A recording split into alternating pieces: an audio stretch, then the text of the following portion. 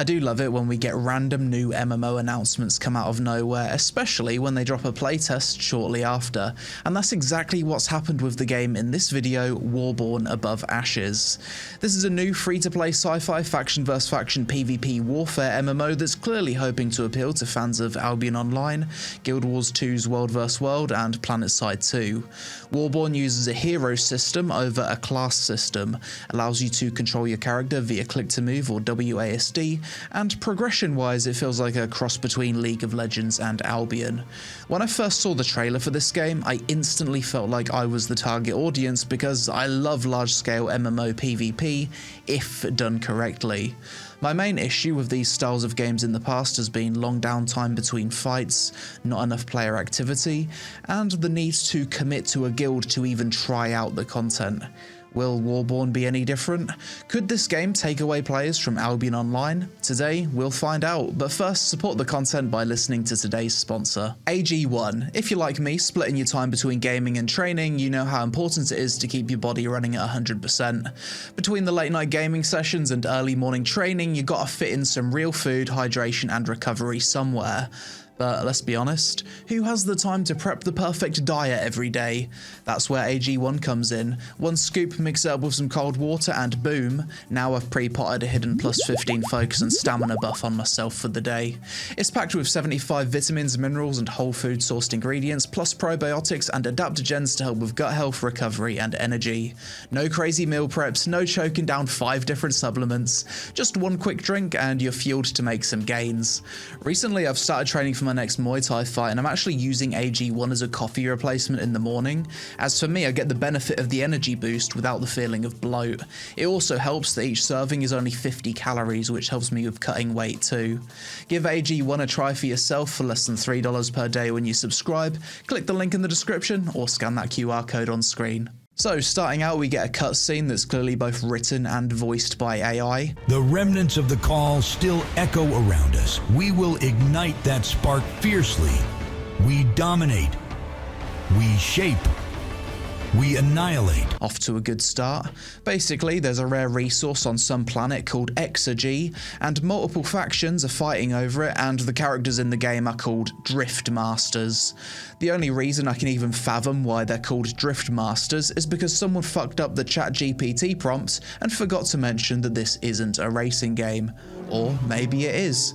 Perhaps with enough kills, some cunt airdrops you a Toyota Supra after a 25 kill streak, and you can just go around running people over like it's the Modern Warfare tactical nuke. Questionable premise and terminology aside, next we pick a faction. For the full release it's intended that there's 6 factions, however for this playtest we only had access to 2. Unfortunately for me, the main playtest server was completely full for both factions, so I had to play on the second server, which was less populated. I chose the Ashen faction, dropped into the world and familiarised myself with the controls. If you've ever played Albion Online before, the controls of Warborne will feel very similar. Spacebar for basic attack, most abilities are aimed skill shots, Z to mount and you've got the choice to move your character with the mouse or WASD.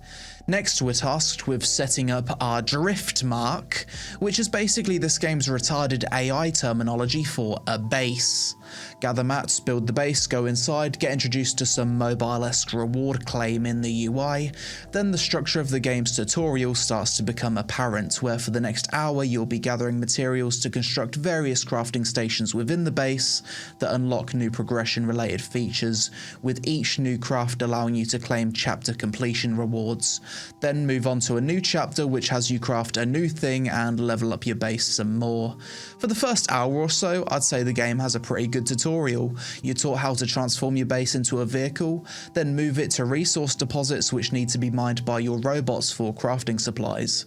You're tasked with clearing enemy camps and killing mini-bosses for loot, how to craft food, how equipping different gear affects your abilities, and you're also given your first hero unlock.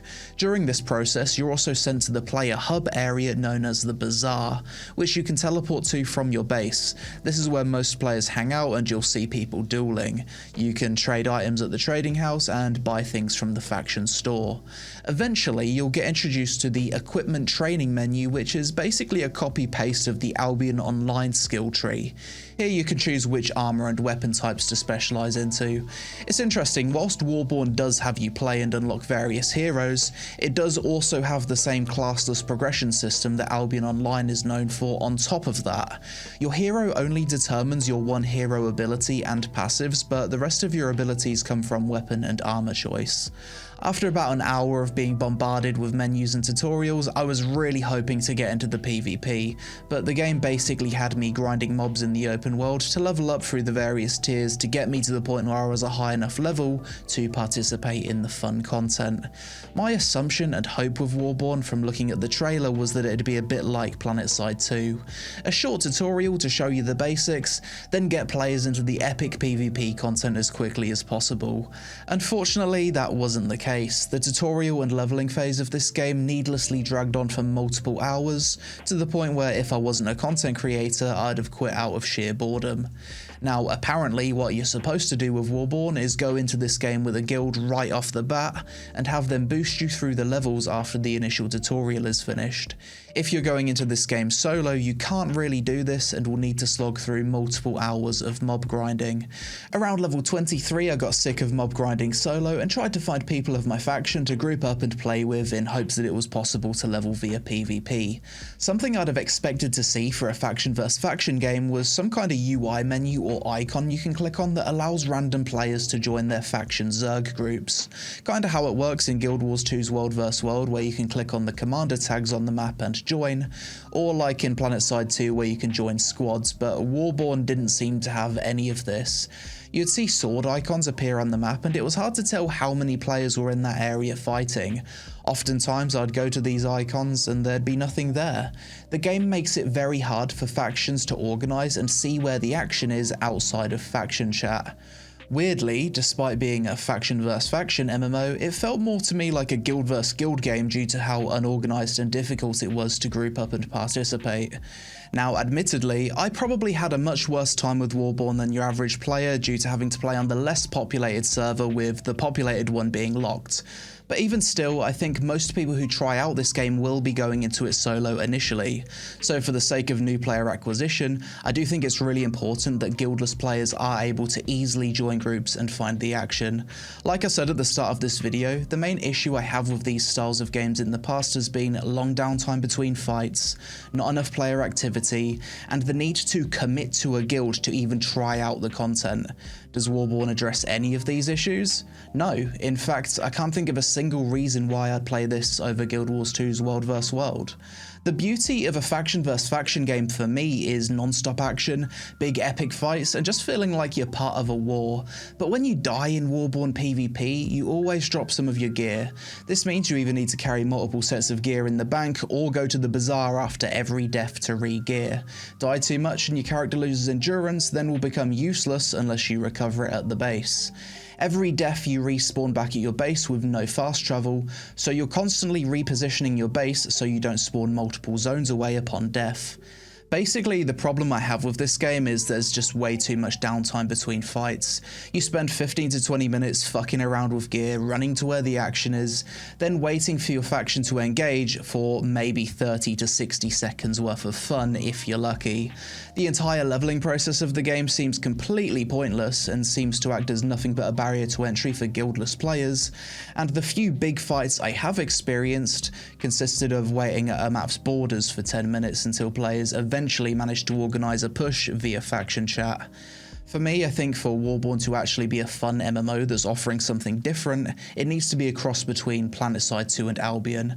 Make ways for randoms to group up and organise easier, allow players to craft temporary respawn points to get back into the action faster, and let players craft teleport beacons so you can quickly move across the massive map quicker.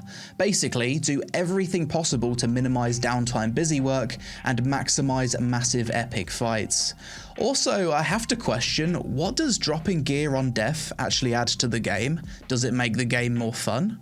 For games like Albion and old school RuneScape, it makes sense because the PvP in those games are all about risk versus reward. Those games are designed around that philosophy on multiple levels, and they each offer a much more complete MMO experience.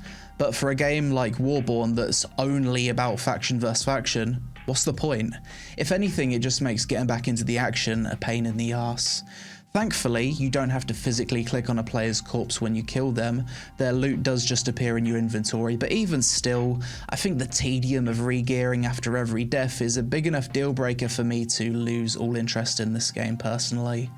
In all fairness though, a few people I know who are big into Albion Online had a lot of fun with this game on the more populated server after going in from the start as a guild. It does look like the scale of the fights in Warborne are larger than Albion, so I can definitely see it appealing to people who are part of the Albion GVG scene, but I have to wonder if that's too much of a niche to support 6 factions with 24/7 massive battles. In total, I played the Warborne playtest for about 5 hours or so, and maybe had 2 to 3 minutes worth of fun. This is going to be one of those bullshit videos where I write for the pros. Pros, it's free to play, because I can't think of anything. Game just fucking makes me angry. It's how stupid the fucking design is. We need a lot of players for our large-scale faction versus faction MMO. I know. Let's make them grind mobs before they can join in with the fun. Oh, genius. So I asked in chat, how can I level up quickly to join in with the actual content? Are you forced to grind mobs for hours to actually play the game? Join a guild and join the content too. Just boost with your guild.